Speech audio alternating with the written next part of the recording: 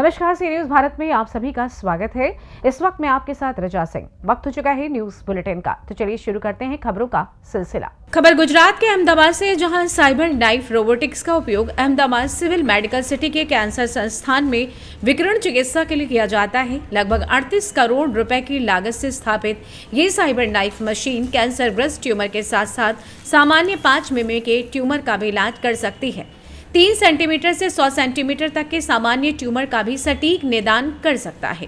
पूरे देश में गुजरात एकमात्र ऐसा राज्य है जो सरकारी संस्थान में इस प्रकार का उपचार उपलब्ध कराता है। अहमदाबाद स्थित गुजरात कैंसर एवं अनुसंधान संस्थान कैंसर रोगियों के लिए आशा की किरण बन रहा है। चिकित्सा अवसंरचना और अत्याधुनिक उपचार सेवाओं के साथ साथ GCRI पिछले कई वर्षों में गरीब और मध्यम वर्गीय परिवारों के बीच कैंसर उपचार के लिए एक जाना माना नाम बन गया है।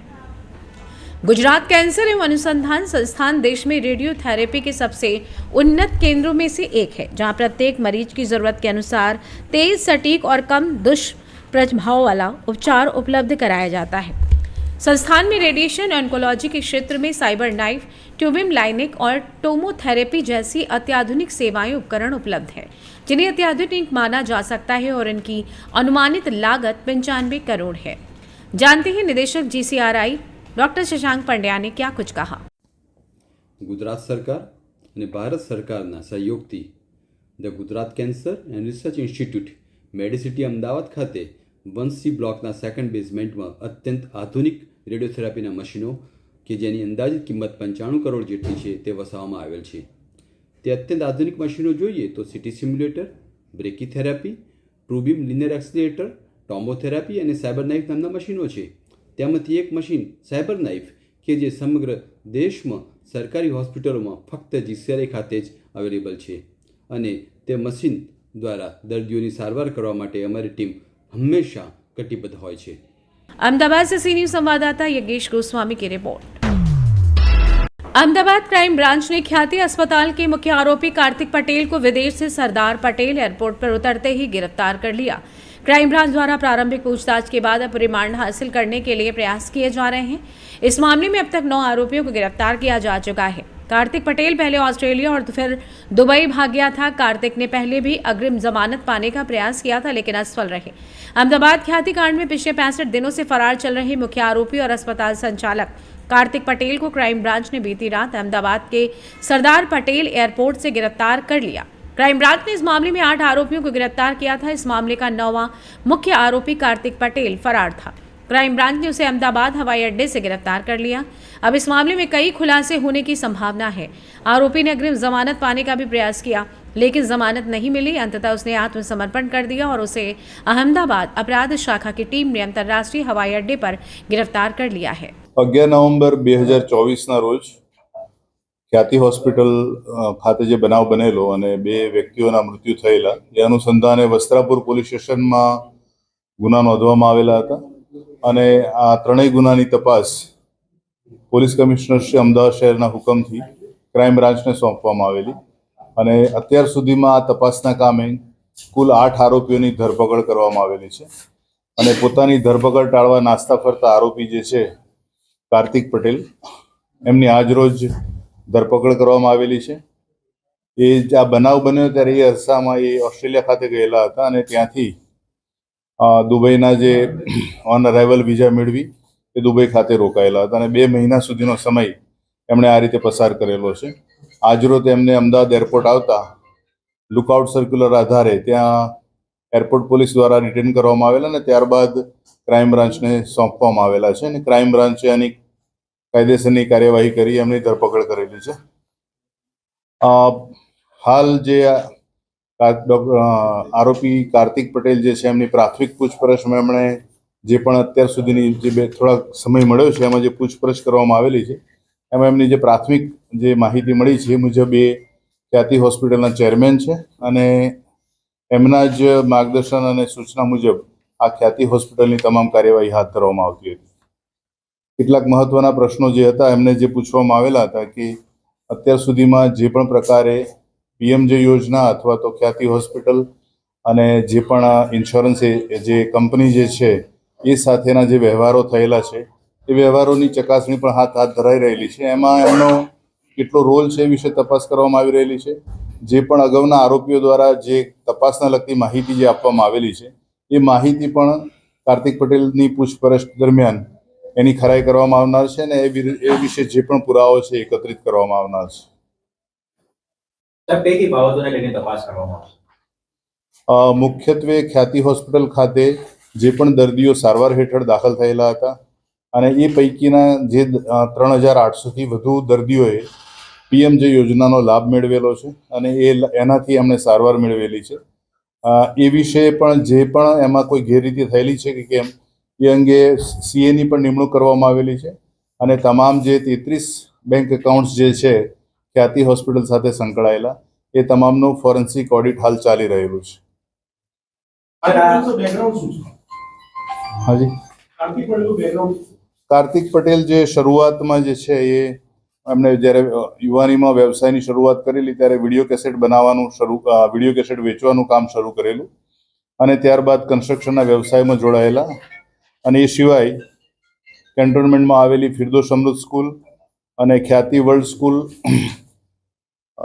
ખ્યાતિ ફાઉન્ડેશનના નામથી એજ્યુકેશન ઇન્સ્ટિટ્યૂટ છે, એમના નર્સિંગ કોલેજ છે અને BBA BCAના જે કોર્સિસ ચલાવતી ઇન્સ્ટિટ્યૂટ એમના પોતાની છે.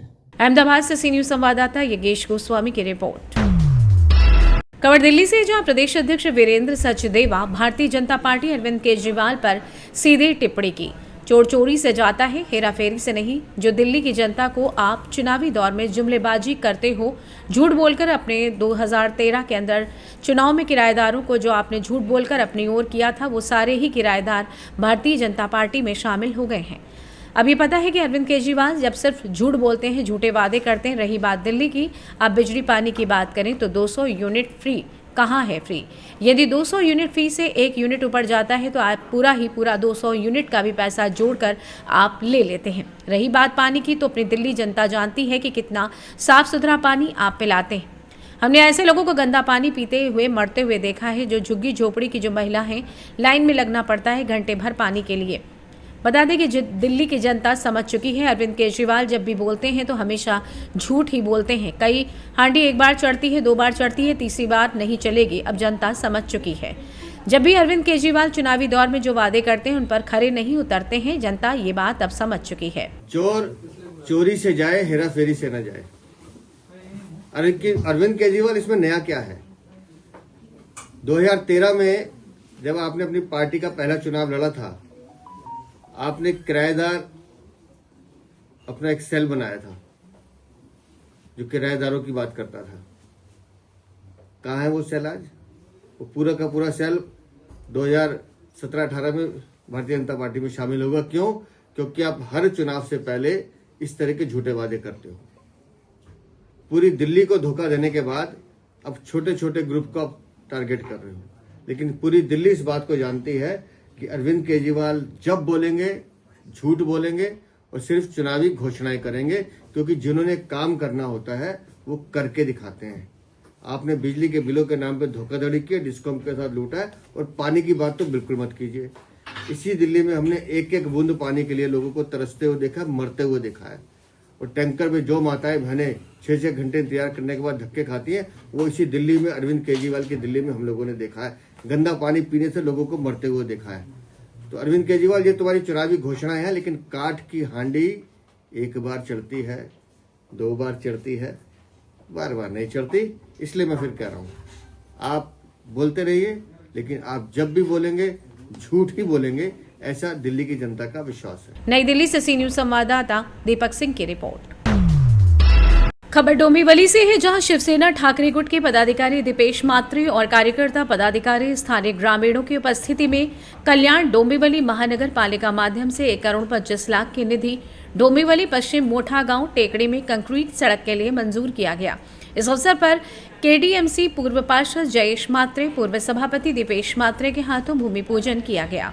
मधील इंटरनल रस्त्याचं आज काँक्रीटीकरणाचं काम सुरू झालेलं आहे। याच्यासाठी महापालिकेच्या माध्यमातून 1,20 लाखाचा निधी मंजूर झालेला आहे आणि मोठा गावमध्ये आपण बघत असाल, मोठा गाव मानकुली ब्रिज झाल्यानंतर मोठ्या प्रमाणात लोकांची रहदारी वाढलेली आहे आणि त्याच्यासाठी इंटरनल रस्ते काँक्रीटीकरण होणं अत्यंत गरजेचं आहे। मोठ्या गावामधील हा जो 30 फुटी रस्ता आहे याचं काँक्रिटीकरणाचं काम आपण येत्या काळामध्ये लवकरच सुरू करतोय. आज सगळं भूमिपूजन झालंय आणि नागरिकांना याच्यामधून मोठा दिलासा मिळणार आहे, कारण मोठ्या गावातून एक पर्यायी रस्ता लोकांना लवकरच काँक्रिटीकरण। डोंबिवली से सी न्यूज संवाददाता दीपक मोरे की रिपोर्ट। खबर राजस्थान के श्रीगंगानगर से, जहां हाल ही में एक बड़ी चोरी की घटना सामने आई, जहां चोरों ने एक साथ कई दुकानों में चोरी की। ये घटना शहर के हनुमानगढ़ रोड स्थित बाजार में हुई, जहां चोरों ने दुकानों के ताले तोड़कर सामान चोरी कर लिया। दुकानदारों ने बताया कि चोरी की घटना रात के समय हुई, जब दुकानें बंद थी। चोरों ने दुकानों में रखे सामान जैसे नकदी और अन्य मूल्यवान वस्तुएं चोरी की। पुलिस ने घटनास्थल पर पहुंचकर जांच शुरू कर दी है और चोरों की पहचान करने के लिए सीसीटीवी फुटेज की जांच की जा रही है। पुलिस ने दुकान मालिकों से भी बयान लिए हैं और उन्हें सुरक्षा के लिए आवश्यक सलाह दी है। इस घटना के बाद शहर में सुरक्षा व्यवस्था बढ़ा दी गई है और पुलिस ने लोगों से सावधानी बरतने की अपील की है। श्रीगंगानगर में हाल ही में एक बड़ी चोरी की घटना सामने आई, जहां चोरों ने एक साथ कई दुकानों में चोरी की। ये घटना शहर के हनुमानगढ़ रोड बाजार में हुई, जहां चोरों ने दुकानों के ताले तोड़कर सामान चोरी कर लिया। पुलिस ने बताया कि चोरी की घटना रात के समय हुई, जब दुकानें बंद थीं। चोरों ने दुकान में रखे सामान जैसे नकदी और अन्य मूल्यवान वस्तुएं चोरी की। पुलिस ने घटनास्थल पर पहुंचकर जांच शुरू कर दी है और चोरों की पहचान करने के लिए सीसीटीवी फुटेज की जांच की जा रही है। पुलिस ने दुकान मालिकों से भी बयान लिए हैं और उन्हें सुरक्षा के लिए आवश्यक सलाह भी दी है। इस घटना के बाद शहर में सुरक्षा व्यवस्था बढ़ा दी गई है और पुलिस ने लोगों से सावधानी बरतने की अपील की है। गंगानगर से सी न्यूज संवाददाता हेमंत कुमार की रिपोर्ट। खबर राजस्थान से, जहां शिक्षक संघ राष्ट्रीय द्वारा आयोजित 2 दिवसीय प्रदेश शैक्षिक सम्मेलन में उपशाखा बकानी भारी संख्या में शिक्षक उपस्थित रहे। उपशाखा अध्यक्ष प्रदीप कुमार बेहरा ने बताया कि शिक्षक संघ राष्ट्रीय द्वारा शिक्षकों के हितों के लिए हर वर्ष शिक्षा विभाग द्वारा निर्धारित तिथियों में शैक्षिक सम्मेलन आयोजित किए जाते हैं, जिसमें शिक्षकों की समस्याओं पर विचार विमर्श कर सरकार को परामर्श दिया जाता है। इस बार प्रथम दिवस सम्मेलन में पधारे शिक्षा मंत्री महोदय मदन जी दिलावर ने संगठन के समस्त मांगों को शीघ्र पूरा करने का आश्वासन दिया। जल्दी शिक्षा विभाग के स्थानांतरण खोलने की बात भी कही। बकानी उपशाखा में सम्मेलन में उपस्थित होने वाले शिक्षकों में ओम प्रकाश गुर्जर, भगवान सिंह गुर्जर, बद्रीश दांगी, मोहन लाल, दिलीप गुप्ता, गोविंद नागर, अशोक कुमार, पवन, रतन सिंह, प्रभुलाल, लालचंद, सुजान सिंह, विनोद, मुकेश, सोनू, देवेंद्र आदि शिक्षक 2 दिवस सम्मेलन में शामिल रहे। ये जानकारी उपशाखा मंत्री आदित्य आचार्य ने अवगत कराया। झालावाड़ से सी न्यूज संवाददाता रमेश की रिपोर्ट। जवाहर नवोदय विद्यालय की गिनती देश के गिने चुने स्कूलों में होती है, जहां महंगाई के समय भी बच्चों को शिक्षा की फीस बहुत कम ली जाती है। बच्चों को नैतिक शिक्षा के साथ श्रेष्ठ शिक्षा का ज्ञान भी दिया जाता है। देश में अंदाजित 600 से ज़्यादा नवोदय विद्यालय स्कूल हैं। लगभग हर एक राज्य में नवोदय विद्यालय स्कूल की शाखा है। हर एक माता पिता का सपना होता है कि उनका बच्चा नवोदय विद्यालय जैसे अच्छे स्कूल में अभ्यास करे, लेकिन ये स्कूल में प्रवेश के लिए बच्चों की परीक्षा ली जाती है और परीक्षा पास करने के बाद ही बच्चों को स्कूल में प्रवेश दिया जाता है। वहीं आज जवाहर नवोदय विद्यालय में प्रवेश के लिए गुजरात के सभी जिलों में परीक्षा का आयोजन किया गया था। नर्मदा जिले के 5 तहसील के साथ तिलकवाड़ा के एकलव्य स्कूल और Shri KM. Shah high school में ये परीक्षा का आयोजन किया गया। वहीं बच्चों के साथ उनके माता पिता भी सुबह सवेरे से ही स्कूल के बाहर पहुंचे हुए थे। दोनों स्कूलों में 300 से ज़्यादा बच्चों ने जवाहर नवोदय विद्यालय प्रवेश परीक्षा दी थी। परीक्षा की शुरुआत में बच्चों को फूल और पेन देकर स्कूल में प्रवेश दिया गया। सवेरे 10:30 से परीक्षा शुरू होकर दोपहर 1:30 पर शांतिपूर्ण माहौल में परीक्षा संपन्न हुई। जानते हैं इस विषय में अरुण भाई तड़वी, पूर्व सरपंच तिलकवाड़ा का क्या कुछ कहना था। तिलकवाड़ा खाते जवाहरलाल नवोदय स्कूलનું પરીક્ષાનું કાર્યક્રમ આજરોજ હતો। એમાં શ્રી કેમ સાર્વજનિક હાઈસ્કૂલ તેમજ તિલકવાડા એકલવ્ય સ્કૂલમાં વિદ્યાર્થીઓ માટે નવોદયમાં પરીક્ષા યોજવામાં આવી હતી। આ પરીક્ષા લક્ષી એક વાલીની તેમજ એક મધ્યમ વર્ગ, ગરીબ વર્ગ દરેક સમાજના માટે આ પરીક્ષાનું બહુ જ ખૂબ મહત્ત્વ હોય છે, કારણ કે આ CBSE સ્કૂલ છે। CBSE સ્કૂલમાં ભણવું એક દરેક મા બાપનું સપનું હોય છે છોકરાઓનું।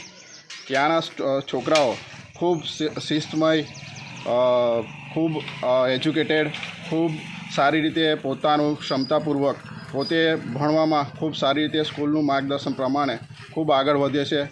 સારા ઇન્જિનિયરો, ડૉક્ટરો તેમજ વૈજ્ઞાનિકો IPS, UPS, GPSC દરેકમાં તૈયાર થઈને દરેક જાતનું આ JNUમાં એને શીખવાડવામાં આવે છે અને ખૂબ સારી રીતે આનો ભણતરનો ઉપયોગ થાય એવી રીતે બધાને વાલીઓને તેમજ શુભેચ્છાઓ પાઠવી છે. તેમજ અમે તિલકવાડામાં 2017-18માં નવોદય માટે આખા જિલ્લામાં એક જ સ્કૂલ એવી હોય છે જે જાહેરાત હોય છે.